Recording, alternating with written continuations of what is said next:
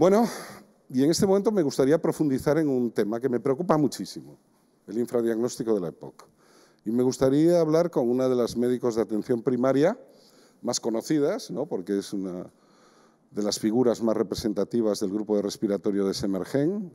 Es Milagros González Béjar, que además es la directora del Centro de Salud Montesa, que está ahí un poquito a 500 metros de este hospital.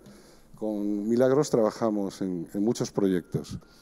Milagros, ¿cómo podemos resolver este tema del infradiagnóstico? Porque ya nos inquieta. Buenos días. El problema del infradiagnóstico es muy importante en atención primaria y, como muy bien ha dicho el doctor Ancochea,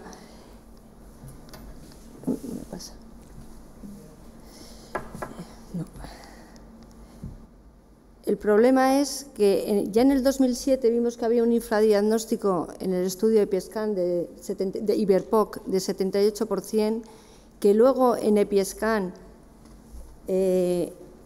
mucho más tarde, vimos que era de un 73%, y que ahora en el EpiScan 2, que todavía no han salido los resultados, nos vamos a ir a cerca de un 81%. Y algo se está haciendo mal, y es, aparte de la falta de coordinación con el medio hospitalario desde la atención primaria, también tenemos que ver qué está pasando en atención primaria. Y en atención primaria, primero hay que concienciar a los propios profesionales de qué es la EPOC, una gran desconocida, porque yo creo que si en el centro de salud nos ponemos a preguntar a los pacientes qué entienden por EPOC, muy pocos nos van a poder contestar qué entienden por esta enfermedad, y sin embargo el que está afectado y la sufre quiere que se le diagnostique prontamente y que se pongan los medios, porque al ser una enfermedad progresiva, que se pongan los medios para que esta enfermedad no progrese hasta límites que tengamos que derivarlos a una atención hospitalaria, con las consecuencias que ello lleva en deterioro de calidad de vida y en deterioro de la vida propia del paciente con EPOC.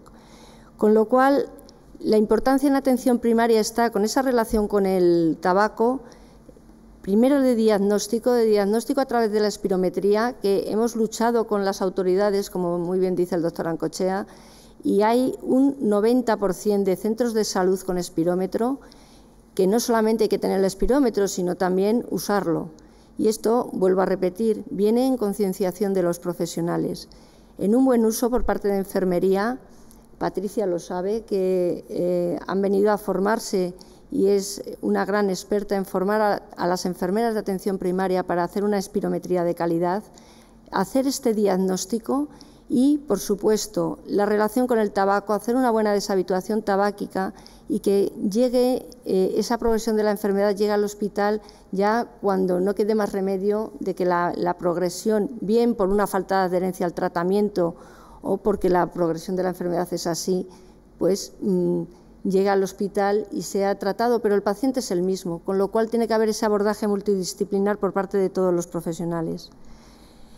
La importancia, pues, vuelvo a repetir, de que el paciente esté bien diagnosticado, y ese infradiagnóstico, pues nos tenemos que echar la culpa a todos, de no salir a captar al paciente con EPOC, sino que aquel que nos llegue con una sintomatología básica, como es un paciente mayor de 35 años, que tenga tos, que tenga disnea y que sea fumador de más de 10 paquetes año, pues que podamos hacer una espirometría y diagnosticar una EPOC si es que la tiene y acompañarle en un tratamiento, en un buen manejo de inhaladores, en una buena adherencia al tratamiento.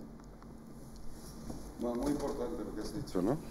Este mensaje, incluso no solo los profesionales sanitarios, los propios ciudadanos mayores de 35, 40 años, fumadores o exfumadores de más de 10 paquetes año, que equivale a fumar una cajetilla al día durante 10 años, especialmente si tienen síntomas respiratorios, tan tontos como dificultad respiratoria de grandes esfuerzos, que han notado una limitación en su actividad física o que tienen esa tos tonta que les entra al levantarse, que decía Joan Manuel Serrat en una de sus canciones.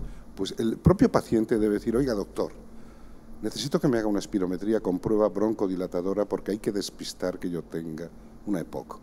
Lo lógico es que lo hagamos los profesionales sanitarios. Lo lógico sería también que de alguna manera algunos objetivos relacionados con la mejora del infradiagnóstico estuviesen incluidos en los contratos de gestión de atención primaria, que se monitorizase, que en cada equipo de atención primaria hubiese un responsable de POC, etcétera. Es un camino. Perdona, Julio, lo hay. Lo hay, pero Lo hay, como si no lo hubiera. Es un camino que tenemos que recorrer. Lo hay en tu centro de salud, pero hay otros centros de salud que no. Hace poco se nos comentaba, en un centro de salud muy cercano a este hospital, que llevaban casi un año sin hacer espirometrías porque se había perdido una pieza del espirómetro. Bueno, eso es inaceptable. Eso. En definitiva, juntos conseguiremos reducir el infradiagnóstico. Bueno, con Milagros y con muchas de las personas que están en la mesa y otros muchos profesionales, hemos elaborado el proceso asistencial integrado de la EPOC, en este caso en la Comunidad de Madrid, pero existen otras muchas comunidades, ¿no? De manera que hay que garantizar esa permeabilidad, ese paciente compartido entre su médico de familia y el especialista, ¿no? El especialista de referencia en la EPOC, obviamente, a pesar de las comorbilidades, es el neumólogo. Ahí estratificamos los pacientes y vemos pacientes de baja complejidad y de alta complejidad. Esos pacientes de alta complejidad, como doña Esther y don Julio, que nos acompañan esta mañana, Milagros se lo remite a la neumóloga